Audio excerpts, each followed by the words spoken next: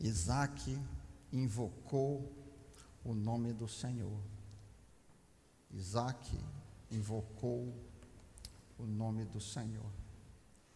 Temos trabalhado sequencialmente já um bom tempo, e quarta pretérita, o pastor Yomael Santana lidou com este personagem pelo fato de sua esposa ser estéril. E hoje eu queria fazer uma visão panorâmica deste homem, um tanto opaco, um tanto inexpressivo.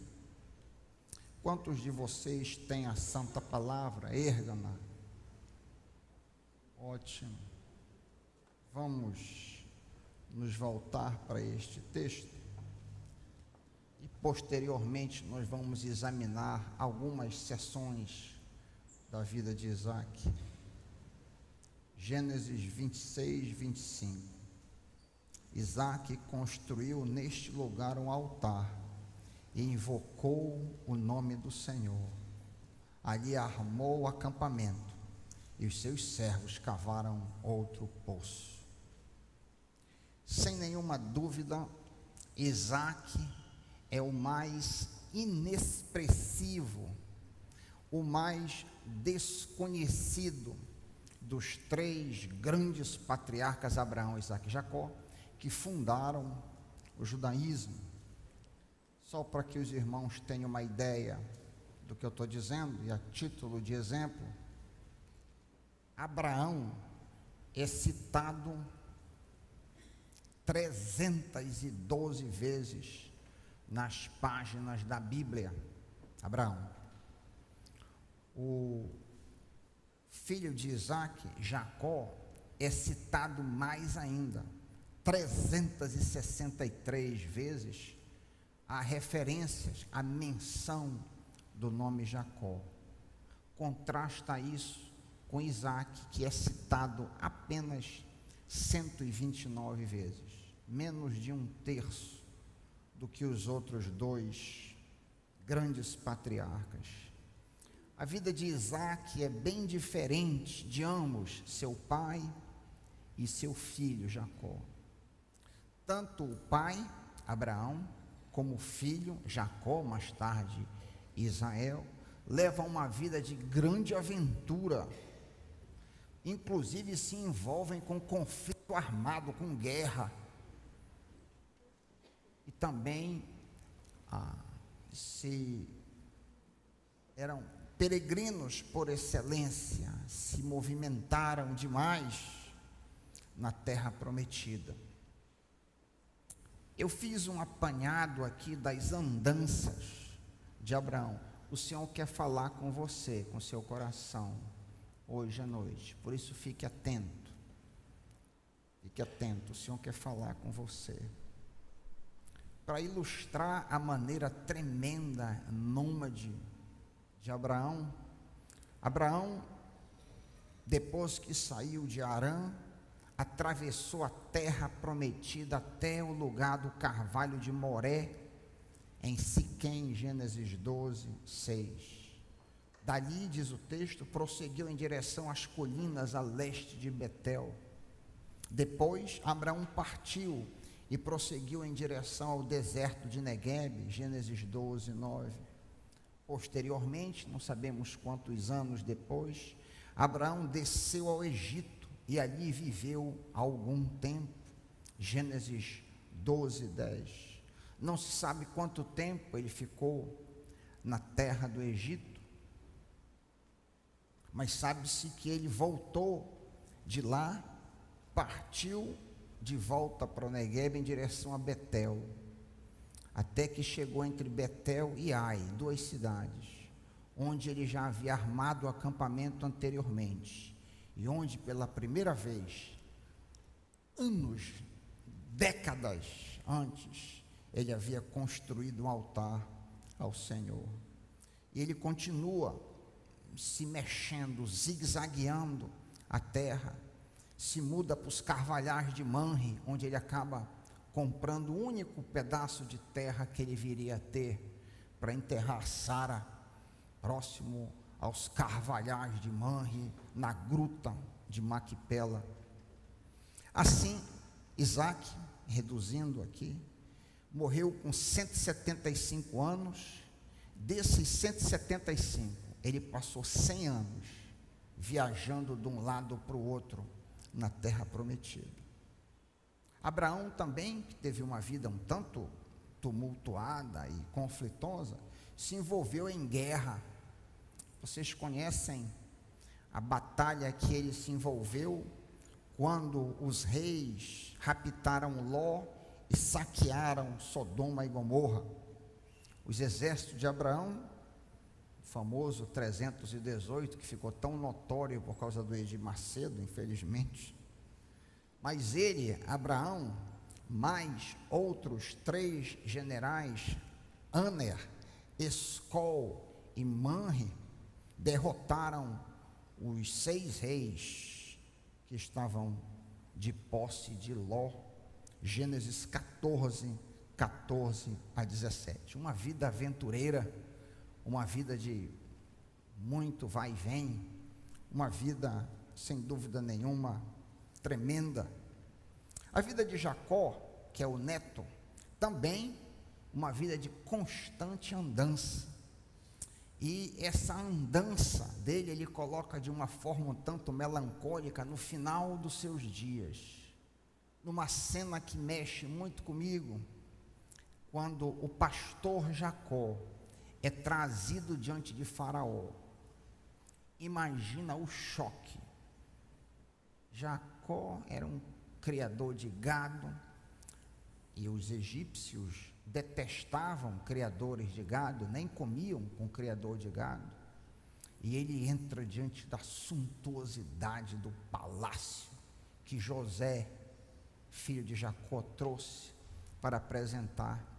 E é um texto lindo, Gênesis 47, talvez você queira marcar, que ele fala sobre as suas muitas peregrinações. A impressão que dá é que ele está cansado, ele está exausto já da vida. Gênesis 47, 7 em diante.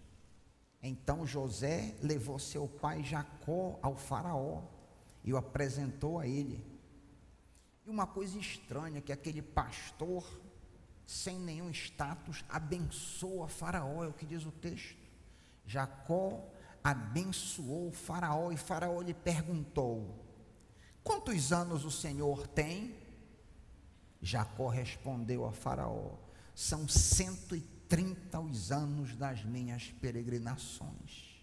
Foram poucos e difíceis, e não chegam aos anos da peregrinação dos meus antepassados. Um homem que viveu um nômade a vida inteira. Jacó, vocês lembram, partiu para fugir da ira de Esaú, saiu de casa depois de ter enganado o pai Isaac e foi morar com a família do seu avô Betuel. Gênesis 28, 1 a 22 e 29, 1 a 14. E a viagem, a peregrinação até esse lugar é de uma distância colossal.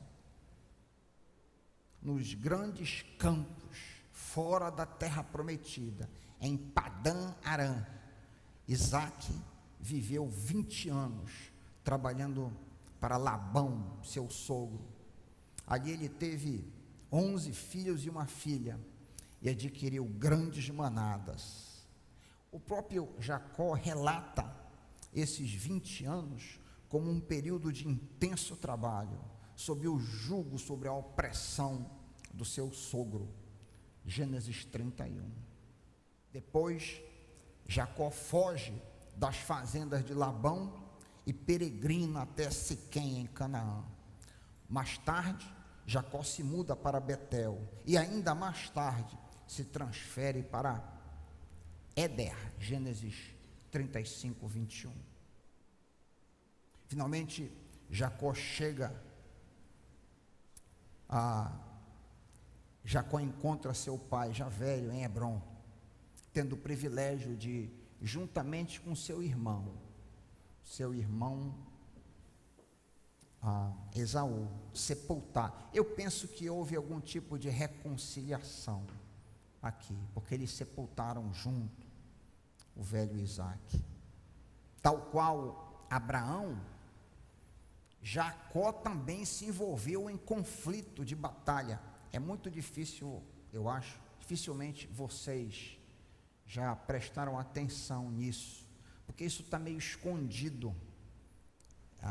O fato que ele era um guerreiro, tal qual Abraão. Em Gênesis 48, 22, está escrito assim: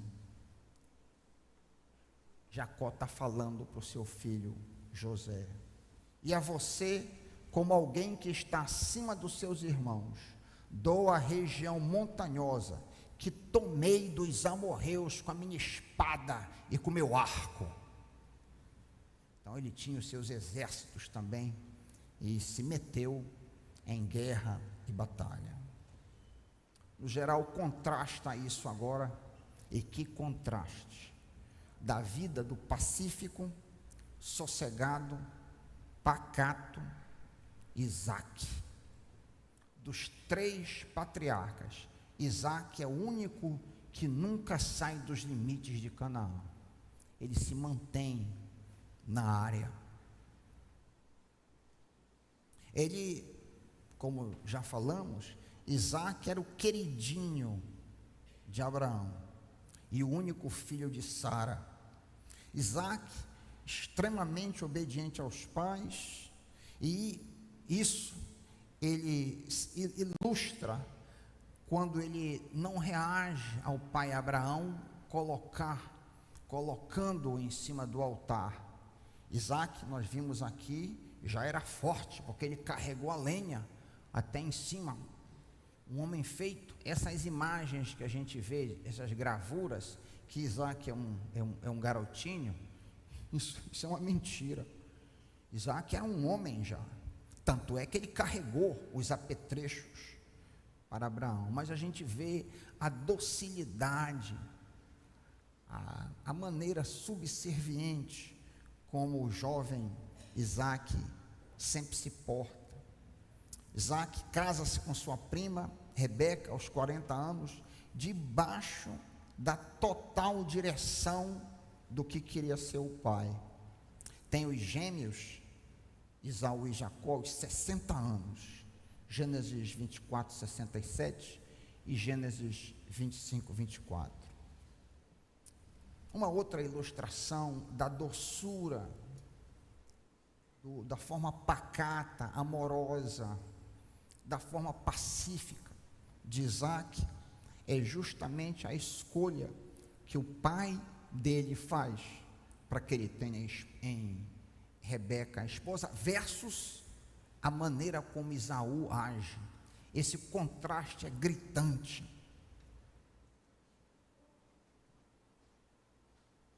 Quando ele se coloca debaixo do pai Abraão para seu futuro casamento, descrito aqui em Gênesis 24, que nós trabalhamos 2 quartas-feiras, que contraste terrível com a atitude de Esaú. Olha para esse texto, Gênesis 28, 6 a 9. Olha que espírito de rebeldia, que espírito de antagonismo a gente vê no coração de Esaú. Gênesis 28, de 6 em diante. Esaú viu que Isaque havia abençoado a Jacó e o havia mandado a Padã-Arã para lhe escolher uma mulher, e que, ao abençoá-lo, dera-lhe a ordem de não casar com mulher cananeia. Também soube que Jacó obedecera a seu pai e sua mãe, foram embora para Padã-Arã. Percebendo então Esaú que seu pai Isaque não aprovava as mulheres cananeias, foi à casa de Ismael e tomou Malaate, irmã de Neibote, filha de Ismael, filho de Abraão. Também tomou outras mulheres além das que ele já tinha. Quem eram as mulheres que Esaú já tinha antes dessa atitude rebelde. Gênesis 26, 34 a 35, olha aí. Tinha Esaú 40 anos de idade, quando escolheu por mulher a Judite, filha de Beere, o Hitita, e também a Basemate, filha de Elon, o Hitita. Elas amarguraram a vida de Isaque e de Rebeca. Elas tornaram a vida dos pais um inferno, para usar um termo contemporâneo.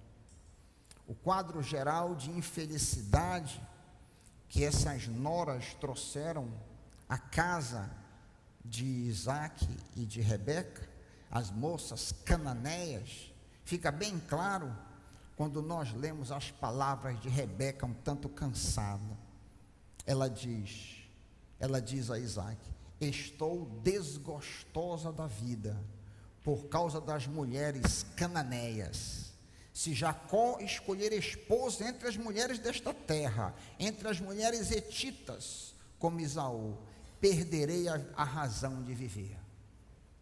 Então, Esaú não era um filho que buscava agradar os seus pais. Sem dúvida, o espírito bondoso, manso e humilde de Isaque é diametralmente oposto ao espírito contencioso e rebelde de Esaú. Aqui há uma lição prática, muito prática, para mim e para vocês. A mansidão é agradável a Deus. Lemos em Salmo 37, 11, que os mansos herdarão a terra e se deleitarão na abundância de paz. Jesus ensina a mesma coisa. A gente tende a pensar que o valente é que ganha as coisas. Não. Jesus ensina em Mateus 5,5, felizes os mansos, porque eles herdarão a terra. São justamente os mansos e humildes que gozam paz, eles que são verdadeiramente felizes. Você deseja gozar paz? Você deseja ser feliz? Olha para o exemplo de Isaque. Olha para o exemplo de Isaque. E quão feliz ele foi. A Bíblia passa veredito em cima de Isaque e de Esaú, em Malaquias 1, 2 e 3. Conhece esse texto? Malaquias, capítulo 1, versículos 2 e 3, anos depois. Malaquias é o último livro do Antigo Testamento. E olha o veredito que Deus passa da atitude de um e da atitude do outro. Lemos então: Deus diz à nação Israel: eu sempre te amei, diz o Senhor, mas vocês me perguntam: de que maneira tu nos amaste? Não era Esaú irmão de Jacó, diz o Senhor, todavia eu amei a Jacó, mas rejeitei a Esaú. Eu amei a Jacó e eu rejeitei a Esaú.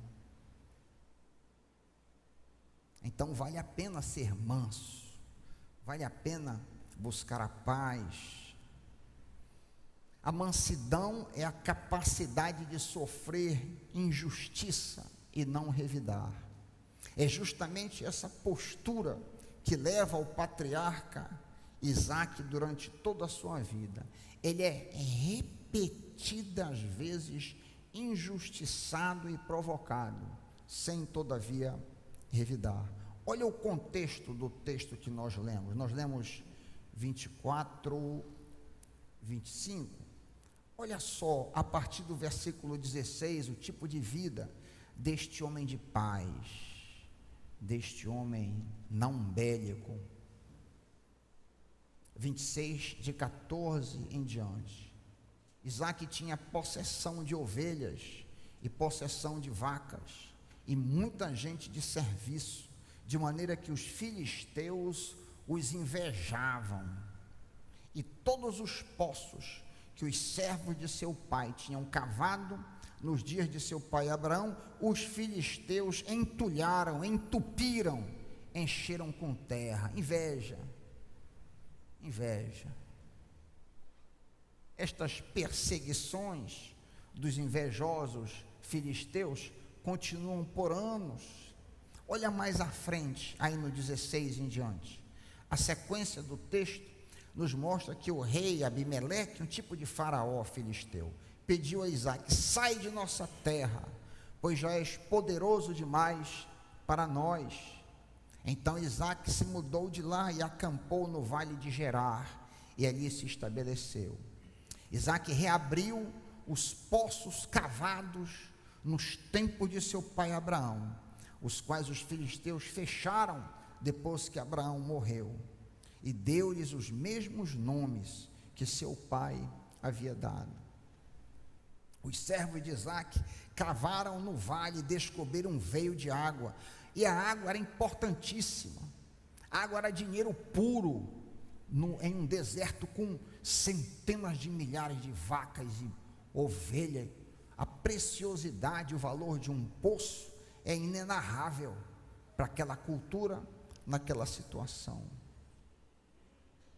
Os servos de Isaque cavaram no vale e descobriram um veio d'água. Mas, de novo, olha, os pastores de Gerar discutiram com os pastores de Isaque, dizendo: essa água é nossa. Por isso Isaque deu ao poço o nome de Eseque, que quer dizer discussão, contenda, porque discutiram por causa do poço. Então seus servos cavaram outro poço. Ele sai de onde ele estava e vai embora. Não argue, não batalha, não entra em confusão. Então seus servos cavaram outro poço, mas eles também discutiram por causa deste outro poço. Por isso chamou Sitina, que quer dizer hostilidade.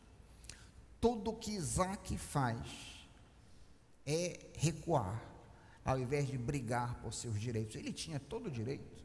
Os poços eram do seu pai, foi o seu pai que havia cavado. Essa deve ser a nossa postura. Não devemos estar envoltos em confusão, brigando por direitos nossos. Não devemos nos envolver com isso. Fiquei tão triste que soube que lá na convenção, uma determinada pessoa foi buscar o advogado para levantar uma liminar para que ele fosse inscrito na convenção. Agora, lá, disse: poxa, um pastor dando um exemplo, brigando pelos direitos. Que isso? Pega o caminho da baixeza, te abaixa diante do Senhor e não briga pelaquilo que supostamente é teu. Isaque é um homem cheio do temor do Senhor. É uma outra marca do caráter dele. É uma marca do psique de Isaque. Quando Labão, seu sogro, o alcança, ele é descrito como o temor de Isaque, o Deus de Abraão e o temor de Isaque. Isaque temia tanto ao Senhor que o seu Deus ficou conhecido dessa maneira.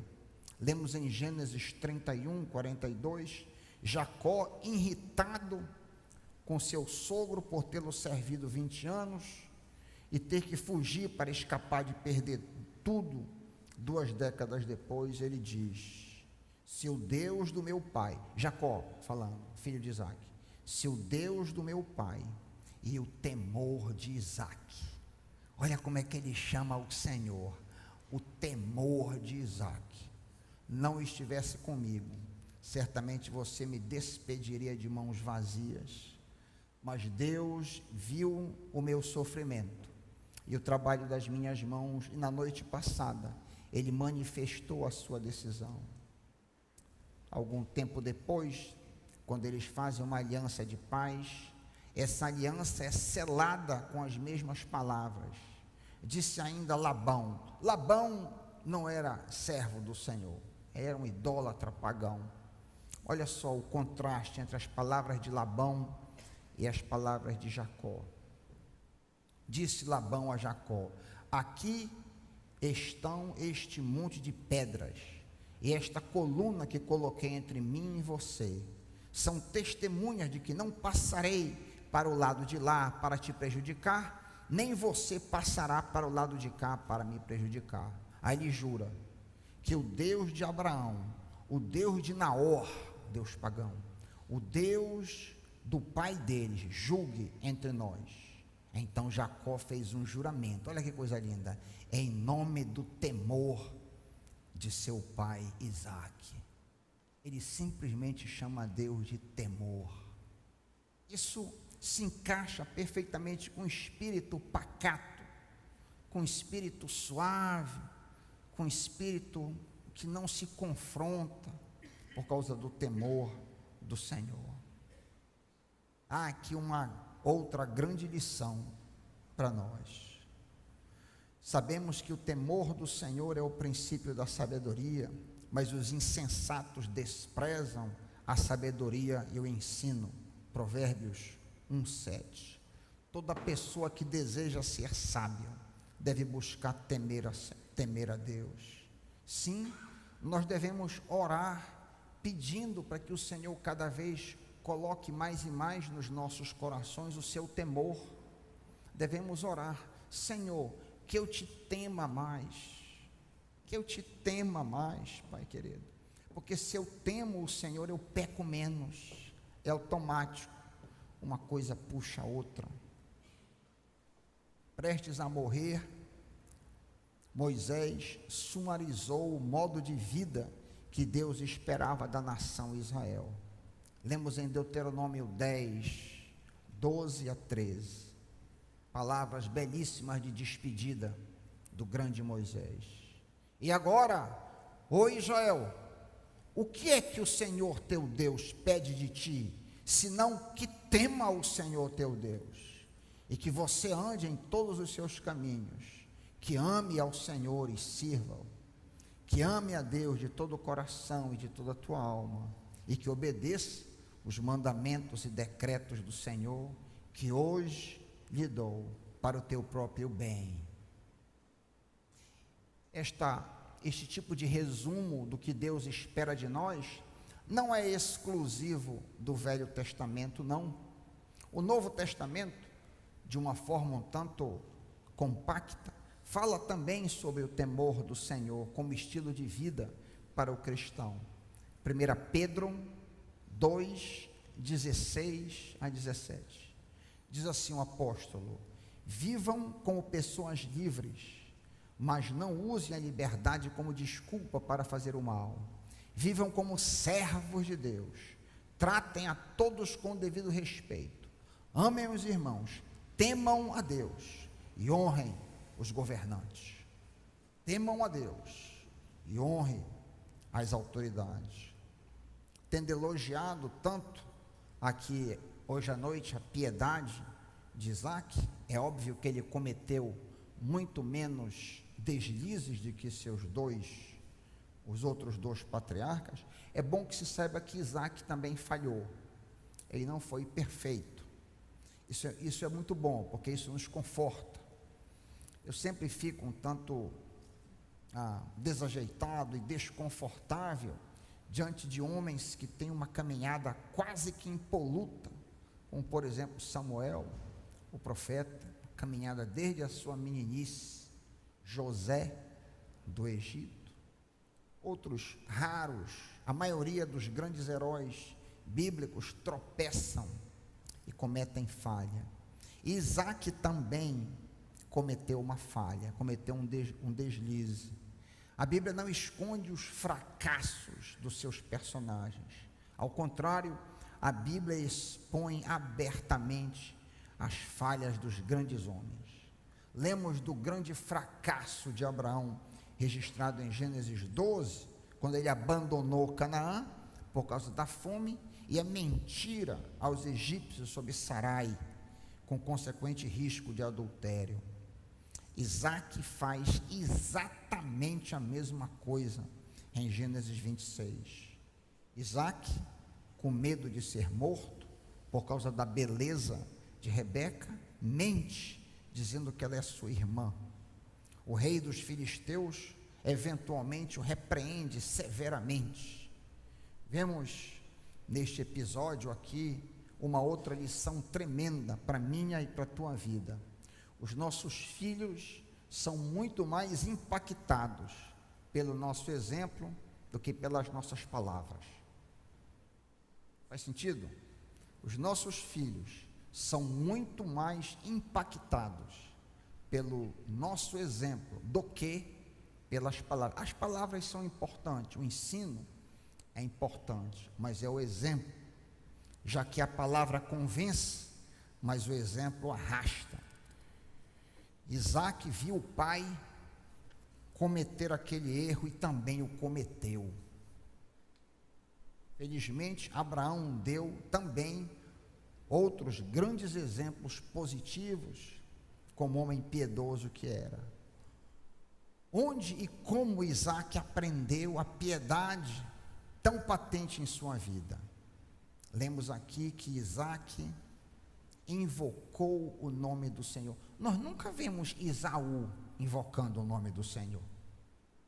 Nós nunca vemos Ismael invocando o nome do Senhor. Não. Mas nós vemos essa linha piedosa sempre invocando o nome do Senhor. E Isaac aprendeu com seu pai. Gênesis 12, 8 em diante, nós vemos que em vários momentos da caminhada, da peregrinação de Abraão, diz que ele armou a sua tenda em Betel, e ali construiu um altar dedicado ao Senhor, e invocou o nome do Senhor. De novo ele faz isso, em 12, 8, a invocação do nome do Senhor se repetirá várias vezes na vida de Abraão. Por exemplo, quando ele retorna a Canaã, até que chegou ao lugar entre Betel e Ai, onde havia armado o acampamento anteriormente, e pela primeira vez tinha construído um altar. Ali, Abraão invocou o nome do Senhor, 13, 4.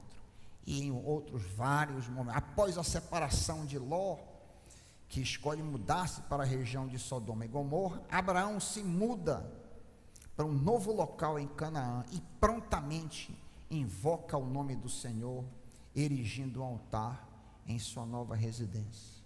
Gênesis 13, 18. Então Abraão mudou seu acampamento e passou a viver próximo aos carvalhais de Manre, em Hebrom, onde construiu um altar dedicado ao Senhor. Coisa linda isso. Você vai lendo a história de Abraão ao longo das páginas da Bíblia, e aqui e acolá você vê, ele chega, constrói um altar e invoca o nome do Senhor. É com o pai que o filho aprendeu a invocar o nome do Senhor. É muito importante que os nossos filhos nos vejam invocando o nome do Senhor. É muito importante que os nossos filhos nos peguem de joelho. Não que você vai fazer isso para ser pego, mas naturalmente, se a sua vida é uma vida de oração, se você invoca o nome do Senhor, tão certo como o ar que eu respiro, os seus filhos vão te ver N vezes de joelho, invocando o nome do Senhor. E que lição, que outra lição nós temos aqui do pacífico, do bondoso, do calmo, do pacato Isaac, que invocou o nome do Senhor. Que essas lições possam fazer guarida nos nossos corações. Não devemos contender como Isaac fez, não se meteu em briga e contenda, reivindicou os seus direitos e foi amado por Deus enquanto Esaú foi rejeitado. Isaac, resumindo e terminando, Isaac tentou agradar os seus pais, se submetendo ao que os pais entendiam ser melhor para ele, daí ter casado com a prima Rebeca.